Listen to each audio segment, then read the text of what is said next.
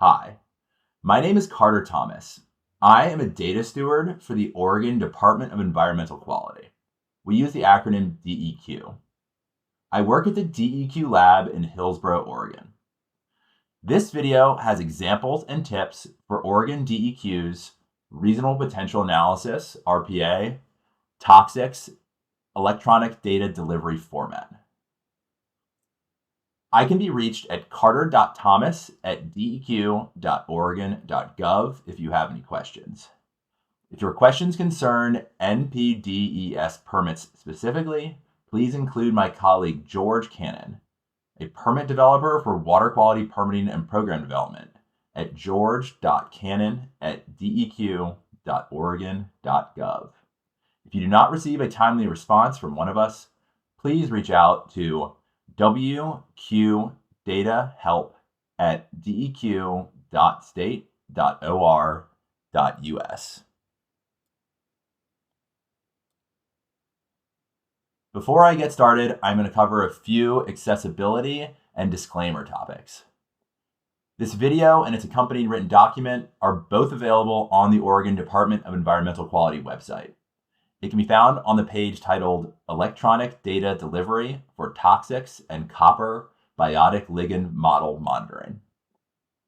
This video and the written document that accompanies it is divided into chapters.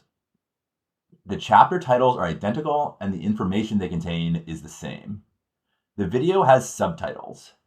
The video consists of a spoken narrative combined with a recording of my computer screen. The audio component is intended to be descriptive enough to be useful alone, without a visual component. You can pause the video. YouTube and video players such as VLC allow you to slow down or accelerate the speed of the video and audio, in case you want to go slower or faster or fully stop the screen.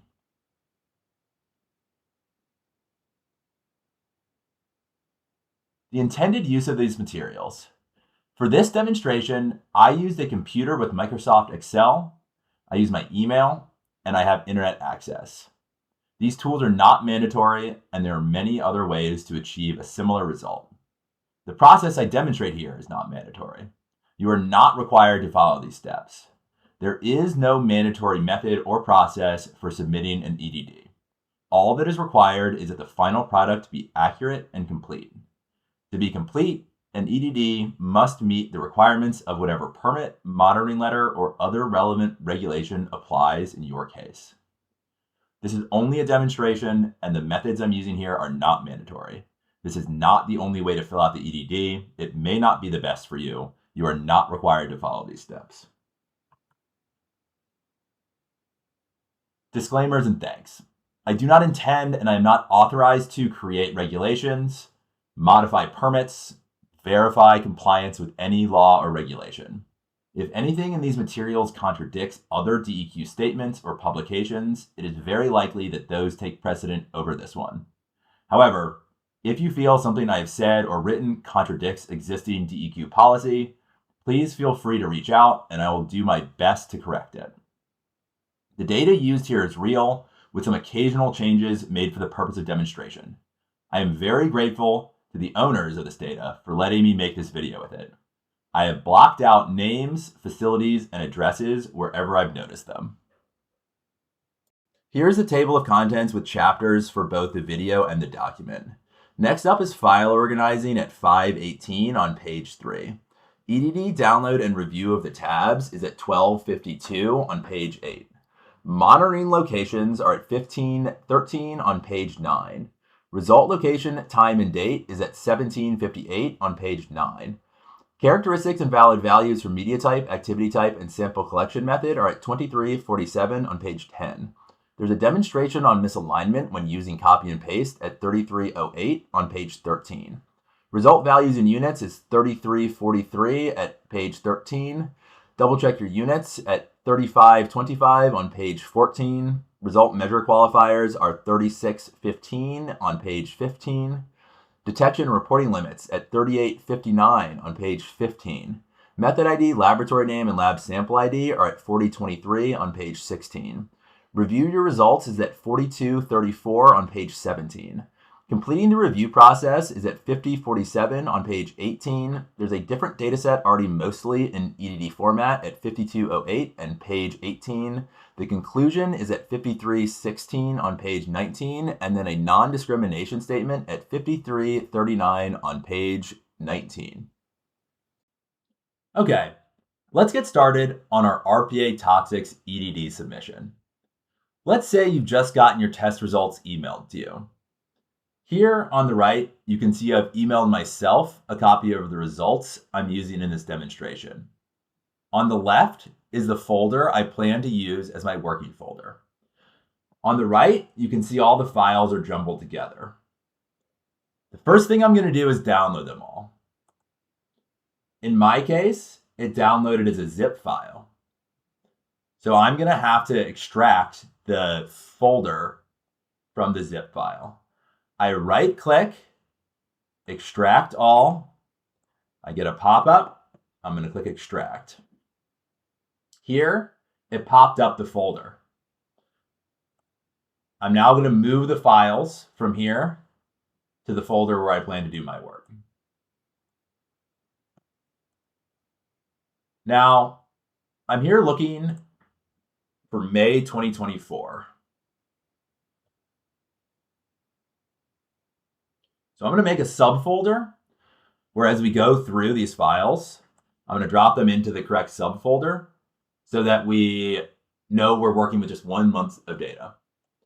Now, I also think there's some data from September of 2024 in here. So I'm going to go ahead and make a folder for that too. I'm going to go ahead and open up the first file. It's an Excel file. It has a file name that looks like probably a laboratory ID name, and then a month. I'm not sure if that's necessarily the month that the data is from. Let's find out. All right, it's opened up in Excel. So first, I see the lab sample ID, matches the title. That's good. I see the month. That's good. That means it's one of these ones that we want. And I'm just going to real quickly scroll through to see what I have. All right, I have 159 results. Now, this is not in the EDD format. We're going to have to move stuff around, but it's a good start. So I'm going to close this up, and I'm going to drop it in the relevant working folder and move on to the next one.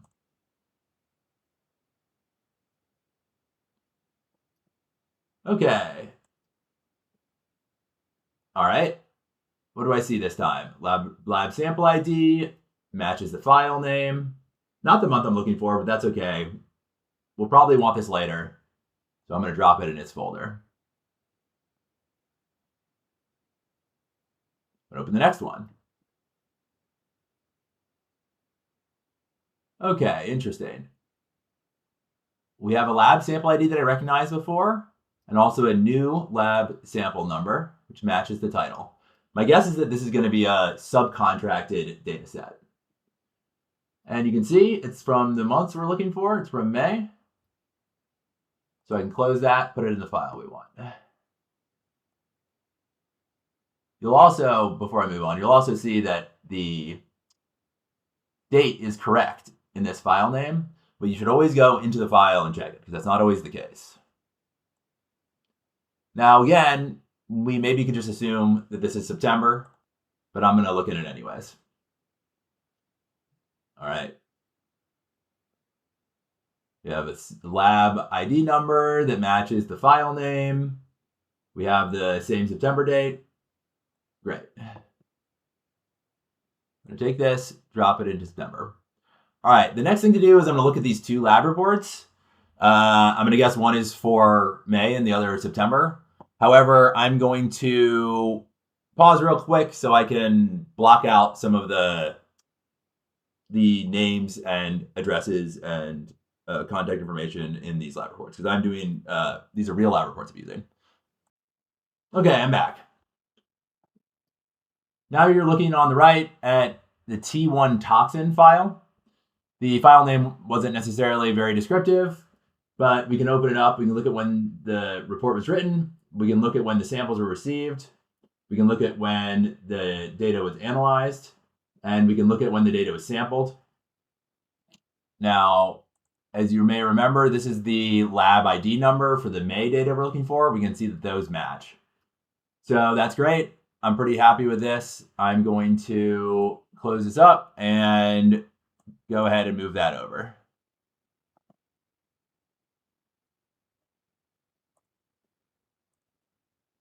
So that was May. Let's look at this one. Okay. We have a lab number that matches the one in here. You know, normally I wouldn't just trust the file names, except for we already went and looked at them just a moment ago. Here you can actually see this one says January, even though we know that's not the date of the sample or when the report was generated. But we can, match up, again, we can match up our sample dates. We can match up when the report was. We can match up the lab number. So this one we're also happy with. All right, we've now sorted everything in. We're gonna go straight up into May. All right, we have these 3 files we're working with.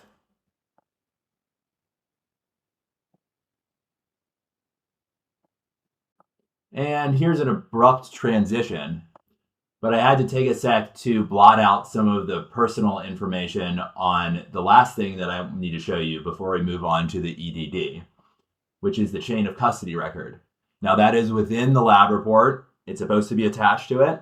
It's definitely something we look at. We look at the names, the signatures, and just like with all the other things we were comparing, laboratory job number, date, lab IDs, and then when we start filling out the EDD, we'll be looking at whether samples were done by grab or composite and the date they're collected and so forth. So this is a really important piece of the lab report. It's very, you could write a whole additional video about filling out chain of custody forms properly. So if this is not familiar to you, please reach out to DEQ or reach out to your lab. We would be happy to give you advice. So I'm gonna wrap this up for today and see you tomorrow. And spend the rest of my afternoon writing out the subtitles for the video I've shot so far. So see you tomorrow. Okay, I'm now going to show you how to find and download the EDD, the electronic data delivery form for toxics data.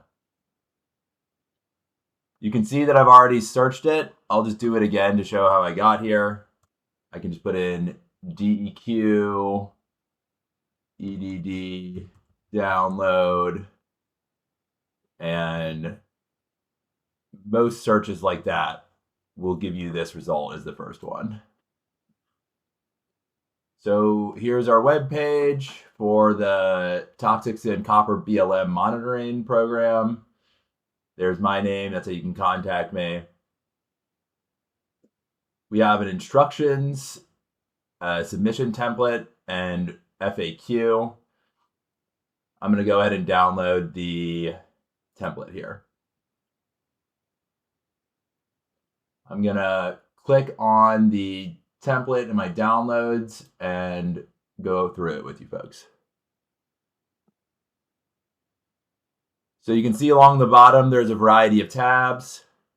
We'll be filling our data into tab 6, results. But the one we're looking at right now is instructions. That's the first tab. After instructions is organization details. This is where you can fill in your name, address, permit, phone number, contact information like that. There are 2 more tabs of instructions along the bottom. The first one is for filling out the monitoring locations. And the second one is for filling out the results. Then the next tabs are monitoring locations, results, and valid values. Then finally, we have 2 tabs of example data that you can look at to see how your data should look once it's all been formatted at the end. So now that we've looked through these, I'm going to go start on monitoring locations. Okay, now I'm ready to start filling out the monitoring locations tab with the unique monitoring location IDs that describe the sites where I've been taking these samples. So I'm going to give you 2 different examples of 2 different formats that you can use. Both of these sites don't really exist. First one is in the Oregon DEQ format, which means that this is going to be a unique number that you've previously been given in your discussions with DEQ. So this means it's already in our database. We already know where it is. It's already an agreed upon location. Now, not every monitoring location has that. Sometimes they're new. Sometimes they haven't been added yet.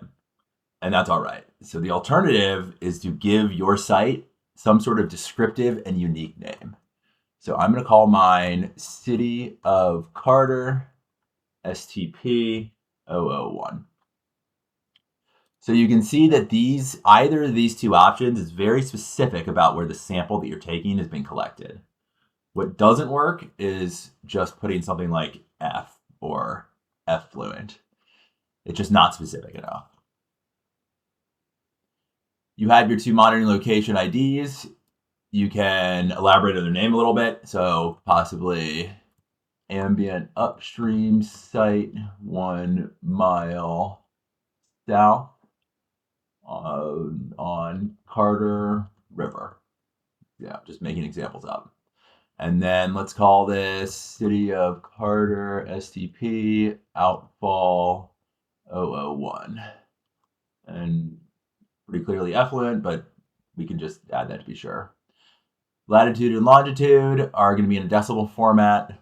So let's give it another made-up one. 45, 45, 45, 45, and minus 1, 2, 3, 4, 5, 6, 7. And then another one. So let's call this one 44, 44, 44. Again, these are just made up, but for yours, we would like to see, of course, the real location. And then, effluent monitoring site is what I'm going to put for comment here. That's an optional. That's just in case there's more information you want to convey. So cool. We've now filled out the monitoring location. We've given it a name. We've given it a latitude and longitude, and are ready to move on to the results. Now that I've started editing these forms, I'm going to go ahead and save myself a working file that's different from just the template. So I'll have the blank template available to myself, and I'll also have the document that I'm working on right now, which is what I will ultimately submit. So I've hit save as. I'm in the right folder. I'm going to go find the folder where I'm planning to work, in this case 2024-05 May. And I'm going to change the file name to be something descriptive. So I think I'm going to call it the year 2024-05 May, City of Carter, RPA, EDD version 1.7/2026. And now I'm ready to move on to the results. So the first column we're going to work on in results is column A here. We have A, B, C, all the way to laboratory sample ID, S. We're going to have to fill these all out. So I'm going to work from left to right, and then once we've gone and entered everything in, I'm going to go down the rows to check every single one. Because you are, after all, going to be certifying that every single one of these cells is correct. So I want to make sure I've reviewed everything. I've looked at every row, every column, not made any mistakes. So let's start with monitoring location ID. We just filled out the tab. So the options are available here. And we're going to use the City of Carter STP one. Now the question is, how many rows are we going to need? To find that out, I'm going to go look at the file where we're going to be getting our raw data from. Because remember, the laboratory has given us the data that we need. It's just not in the right format. So I see that I have row 1 is the headers, just like in my EDD. And row 159 is the last one. So it looks like I have 158 results plus a header, which means I need to make row number 2 through 159 contain my data. So here's what I do. There's other ways to do this. I think this is the fastest. I can select and click down and drag all the way to the cell that I want. And 158 rows, getting down to cell 159. Bring over a keyboard so you can somewhat see what keys I'm clicking. The way this keyboard works is it'll show if I hit Control-Alt-Shift, but it won't show the keys that I hit here. So you'll have to trust me on that. Over here. So I've now selected all my cells. I will enter into one of the cells the correct title. I'm going to hold Control, and then I'm going to go and hit Enter. And now it has filled all of those out. So what's next? Sample collection date. Now I know from memory that it is May 1st, 2024, but I'm going to go double check just to make sure I'm looking at the right data. And I'm going to do the same thing. I'm going to select cell 2. I'm going to click and drag down to 159. I'm going to click into the box. I'm going to type the date out in year, month, day format. I'm going to hold Control, Enter, and watch it all fill in. Now let's do this again for time zone. I'm going to select them all, type in the time, which is 7. It should be in 24-hour time. Control, Enter.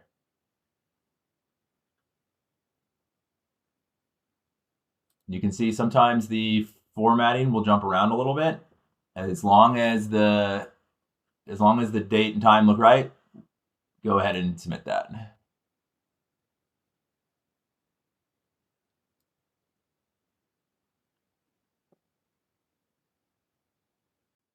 Now, how about time zone, column D? Most, but not all of Oregon is in the Pacific time zone. The remainder is in Mountain time. Depending on the time of the year, you'll either be in savings time or not. Over here, I'm going to pull up the definition of daylight savings time. Daylight savings is between the second Sunday in March and the first Sunday in November. So we're going to put from cell 2 down to 159. We're going to put Pacific savings time. Control, Enter. We're now going to be working on columns E, F, and G. This is media type, activity type, and sample collection method. These have the potential to cause a lot of confusion. So we've added a valid values tab. So if you move one tab over from results to the next, you can see the acceptable answers for each of the cells in each of these columns. Media type, if you are working in a wastewater treatment plant, you are likely handling municipal sewage effluent. If you are working in an industrial facility, you are likely doing industrial effluent. If you are sampling a landfill, you are likely groundwater or leachate. If you're collecting copper BLM ambient data, that is most likely surface water. Column F, activity type, has descriptions and definitions that you can read here. Field measurements and observations is the first. Sample routine is the second. Sample composite without parents is the third. And quality control sample field replicate. Each definition is available in the EDD. Finally, column G, sample collection method. Column G, the three that we accept are grab, composite, and 24-hour sample. One thing to note is that the sample collection method of composite means that we will have an activity type of composite without parents, most likely, and a grab will most likely be a sample routine. Now, to make things more complicated, you're not going to be able to fill these out until you know which analyte and which sample each one is referring to. Whereas before, earlier, we were able to take all of the times at once because we checked and we saw that they were all collected at the same time. Not all of the samples are the same type, even though they were all done at the same time. So in our case, total and free cyanide are going to be the ones that stand out. So I am going to grab all of my analytes. I can also grab the CAS number at the same time, CAS number.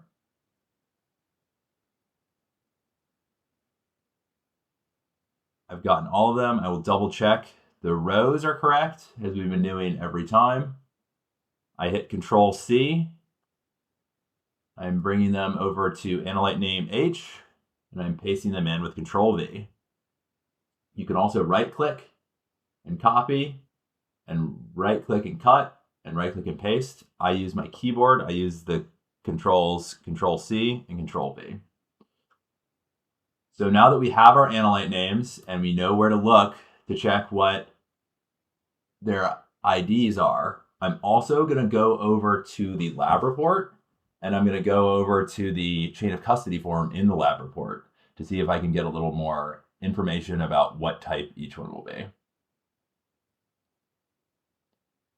So here I've pulled up the chain of custody, and just a quick disclaimer before I continue. I actually found this chain of custody very confusing, and it looks like the lab had a hard time figuring out how some of these samples worked. I also am having trouble figuring out how some of these samples worked. In the real world, this would absolutely be a call to my laboratory at minimum, and maybe a corrected version. So I want to reiterate, please check with your lab and DEQ to make sure your chain of custody forms are immaculate. If you have any sort of questions, I'm sure we're both happy to help. These are one of the most important parts of the whole process. Now, for the purpose of this video demonstration, I'm going to proceed with this as is. And I've seen that this cyanide and total are marked as grab, and the VOCs, which I do not think are in this data set, were also done as grab. So maybe at the end we'll go look and see if any of this stuff we still need to find. Because right now, I have the tier 1 top 6 effluent, which were done as a composite, and that was 1 and 2.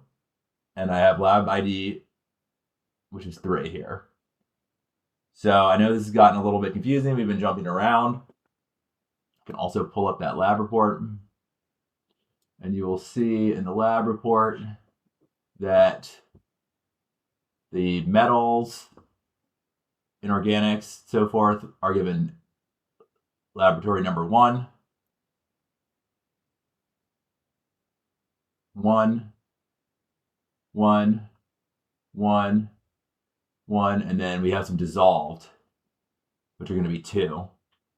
Those are marked as composites, and composites for 1 and 2. So we know that everything that was done in these 2 samples are going to be composites, and everything done in the third one was a grab. So luckily, the organization here makes our life a little bit easier because we're going to be able to just mark these 2 cyanides at the bottom is what they are. I'm going to go double check my options. So for G, I know that that's a grab. And I can select the option, hit Control, hit Enter, select it all. I know that the rest are composites. This won't always be true, but in this case, I had a relatively straightforward. And we've now filled G, which allows us to move to F. So these are composite without parents. And composite without parents. Oh, excuse me, I've mixed these up. These are sample routine and sample routine. Everything else is a composite without parent.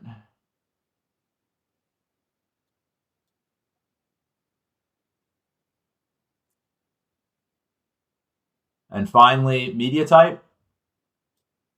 We are working at Carter's imaginary wastewater treatment plant. So we're going to put these all as municipal sewage effluent.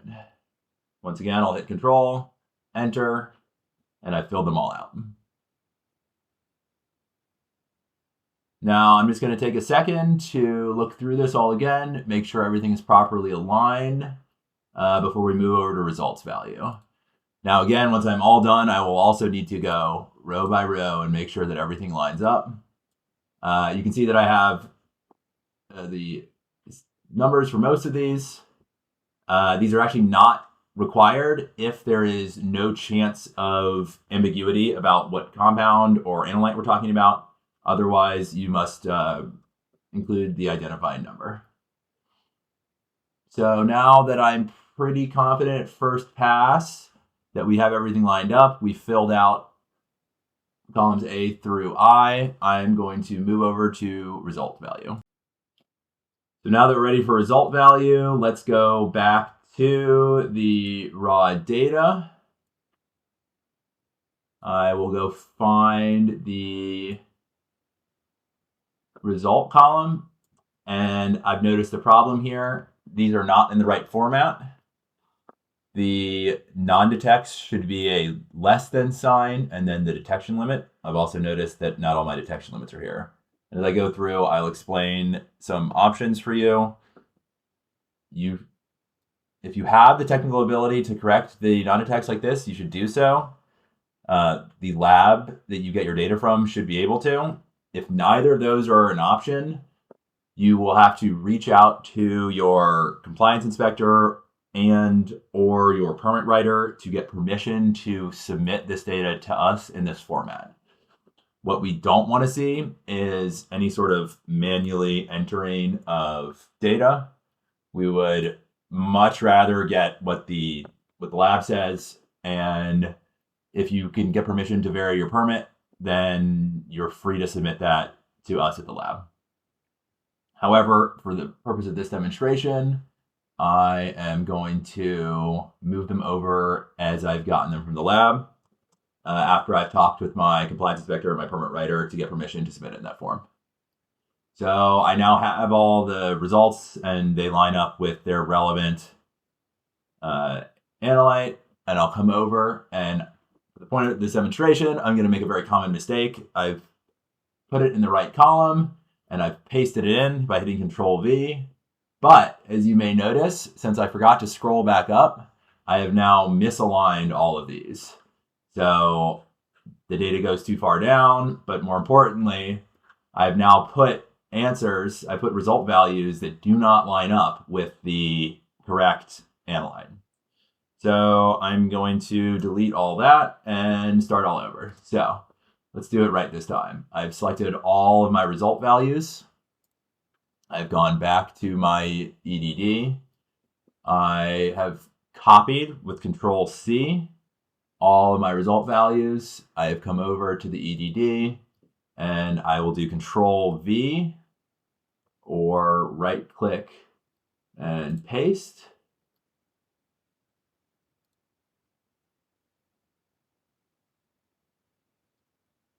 Didn't like that. That's unusual. I'm going to hit Control V. I see. Okay. And paste with the matching destination format, or paste. Now let's go grab some result units. Due to the formatting in which I received this raw data, we're going to be able to use the same units for 3 of the columns. We're going to be using it for the units of units for result unit, detection limit unit, and reporting limit unit. Once again, I'm going to make sure I'm at the top and paste. Qualifier we're going to grab in a second. But since I know that this unit is the same for both N and P, I'm going to put them there. That is not always the case. I have seen data sets that have a result in one and a detection limit in the other. You can see this is an interesting one where we are using milligrams per liter for each unit in this data set, except for mercury, which is in nanograms per liter. In this case, it's likely that this method was quite sensitive and took their measurements in nanograms per liter. Now you can imagine that if you would put milligrams per liter here, you would be giving us a result much higher than your actual mercury content. So be very careful when using your units to make sure that result unit and detection limit unit and reporting limit unit are all correct and all match your lab reports, and don't assume that everything is going to be milligrams per liter. I've also seen some permits require specific units to be reported. If that's the case, that's what you have to do. But please feel free to try and see if your permit writer or compliance inspector is willing to let you report to us in the values and units that your lab gave you. We, in general, prefer to see if we can get permission to vary from the permit in that case, rather than have you manually changing results and introducing the possibility of transcription errors. So we've jumped around a bit, but I'm going to get back to filling this in from left to right by columns. The next one we have to do is result measure qualifier. The result measure qualifier is a code given to us by the lab that describes the sample. Not every analyte is going to have one, but we'll need to go look at our raw data and see if any of the data was qualified in one way or the other. To help, I've gone into the lab report and I've pulled up the definitions of the codes that they're using. These are not universal. Each lab will have their own, though many times they are shared or frequently seen. We will need to have somewhere the definitions of the qualifiers in case that we don't know what they mean. So this one I found in one of the lab reports, and we're going to have to go find a column that gives us these codes.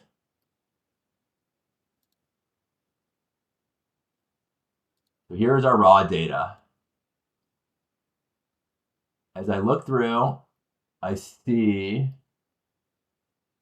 this column called A note appears to have the ones that we were looking for. You can see that the codes match the ones that came up in the footnote of the lab report. I'm going to grab all of these just like I've done before, and I'm going to copy them. I'm going to grab all of them, and I'm going to copy them over. Some of them do not have any some of them do not have anything in the cell, and that's fine. So I'm going to look through them. I'm going to go double check the chromiums just as a random one to see if we think that we copied and pasted them over right. And does that match? Looks like it's good. All right, let's go find a detection limit value. Column M.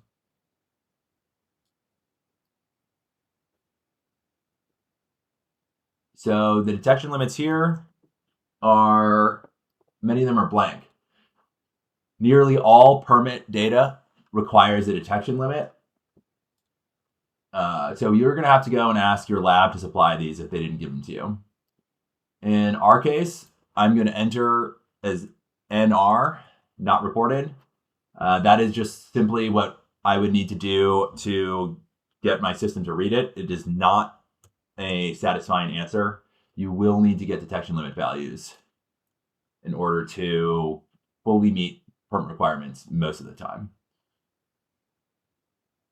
I'm going to go back to find reporting limit values. Reporting limit values are always equal to or higher than the detection limit values.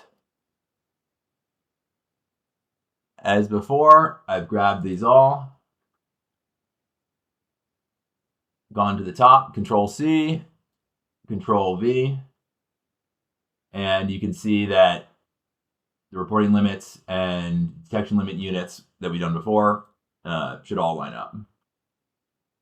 Now, I have 3 more columns that I need to do. And then we're going to need to go line by line and start checking out some analytes because there may be more details that need to be added. Method ID, there are certain methods are required for certain analytes under certain conditions. To me, it looks like either of these are both methods. I believe this is a longer version of this name. I'm going to grab this column because it is more, the shorter, more compact version is normally what we're going to want to use, as long as it distinguishes everything. I also like that, for instance, total and free cyanide here did not have methods, but they are listed here. That's also true for sulfide and phosphate, so we're going to need to use this more detailed method name. Laboratory name is going to be the name of the lab that did all this. I'm going to use an imaginary one, but in your case, it should be the name of the lab that did it. The lab may report subcontractors that did it if the final lab that handled all the data is an acceptable answer, or the lab that did the subcontract. Both of those are acceptable. In my case, I'm going to put Carter Laboratory. Hit Control, hit Enter, fill it all in. Now, finally, lab sample IDs are something that we've looked at a couple times already. For instance, here, this is how the lab sample IDs link to the data. They're also in the raw data that we were given. Let's see if we can find that. Column F, and I will select them all. You'll notice that just the last 2, cyanide, are number 3. The remainder are 1 and 2. And drop that in. And now it's time to go back and look at some of these characteristics, because you'll notice, for instance, here, cyanide is listed twice, despite having 2 different methods. And the same is true of zinc and some other ones. So what's the deal with that? The deal with that is likely sample fraction. But to confirm, we'll go to the lab report. So right away, I'm beginning to see what I think happened. The lab number that ends in 01 has total metals, whereas the sample marked as 02 is dissolved metals. You're going to need to distinguish between these two, because total copper or total arsenic or total anything is going to be a much different value than the dissolved fraction. So since these are listed alphabetically in the lab report, that's how I'm going to address them as I correct these. So the first one we have to do is arsenic. I see an arsenic here, I see an arsenic here. Both of them are non-detects, but as we've already identified, they have different lab sample IDs. Generally, there's going to be 3 ways that you'll use to distinguish the fraction. You can use result value match the lab report. In this case, they're both non-detects, so that won't work. Laboratory sample ID is what we're going to use in this case. And then if that doesn't work because they're running the same sample, we can look at method ID. All right. So arsenic for the lab ID 01 is total, and 02 is dissolved. So 01, I'm going to write comma, total. And then arsenic here, dissolved. Next one up, cadmium. I see that right there. That one is O2. So that's going to be dissolved. How about lead, nickel, selenium, silver, and zinc? Lead. These are all in 2. Nickel, selenium,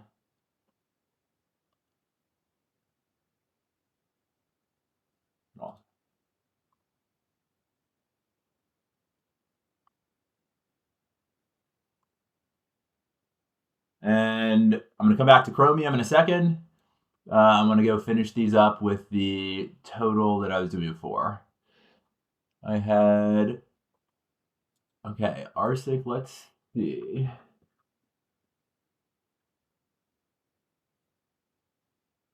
This one has barium, beryllium, cadmium, chromium. So the rules for these are also available in the result instructions.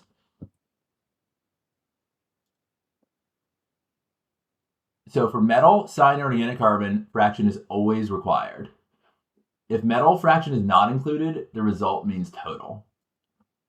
So for some of these that I am not interested in distinguishing, we're going to leave those as blank or convert them to total for the sake of specificity. Just because I like doing things right every time, I'm going to fix all of them. Move this. I want to make sure I can see the lab sample ID number over there. And I'm going to keep working down the line. I have barium, beryllium. And just to save time, I'm going to start copying this. The comma space total. Cadmium, comma space total. Iron. Got a little weird jump there. Iron. Lead. Manganese. Nickel. Selenium. Silver. Thallium. And zinc. So that still leaves the 3 chromiums and cyanide. So chromium and chromium 6 and chromium trivalent are also all in number 1. So let's go find those up. So chromium total, chromium 6 total, and chromium trivalent total.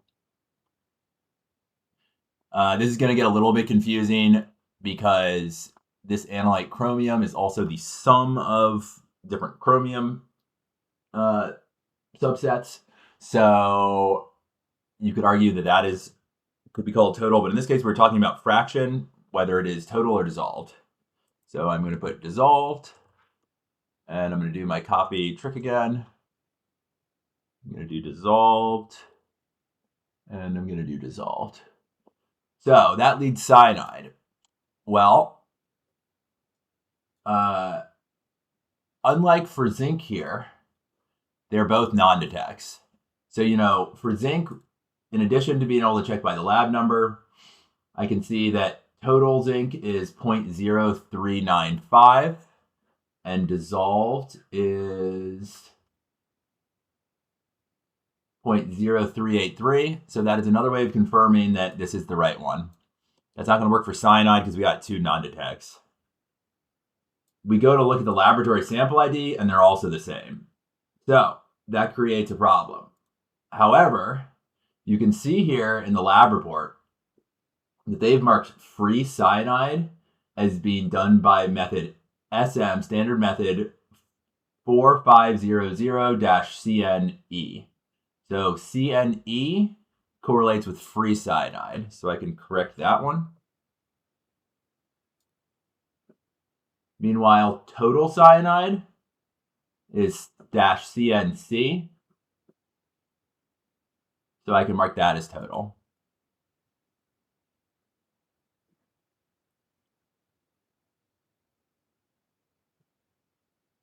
The last thing that I wanted to point out was that it is possible, I do not think we have any in this case, it is possible for a dissolved fraction to exceed total fraction.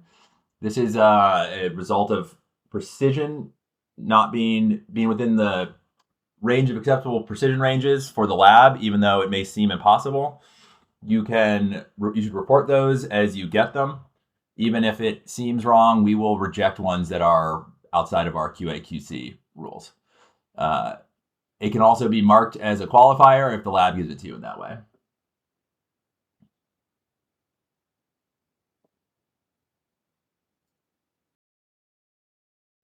So now comes the final and most important part. I'm going to go back up to the top and I'm going to start at row 1. I'm going to check every cell in every column in every row. This data is being used for permitting purposes. It's going to be certified as being accurate. So I want to make sure that I haven't misaligned anything, haven't made any mistakes.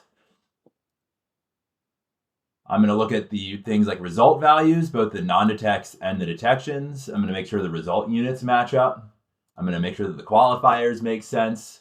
I'm going to check the lab report to see what I've written in here has matched up with what I've been given.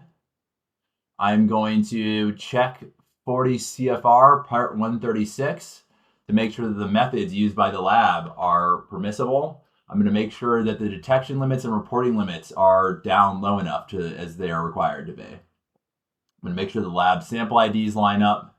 I'm going to make sure that I didn't make any copy and paste errors. I'm going to make sure I didn't do any collection date or time errors. I'm going to double check my time zones. I'm going to do that off screen, but I do have one more thing to show you. Here's the last topic I'm going to touch. We spent a long time fixing up that data set, but it doesn't always have to be that difficult. For this one, let's imagine I've gotten additional results from a different lab, and they're in the format you see in front of you. There'll still be some changes you need to make. You'll need to put it into the results tab in the EDD. You'll need to address these 3, EFG, to match the valid values. But this format is going to be much easier for you to move into your final template rather than having to hunt and search for columns like we did before. You'll still have to review your lab report over here on the right. You'll still have to have a good chain of custody and all that. But if the lab provides you the data in a format that you can use more easily, it saves everybody a lot of headache.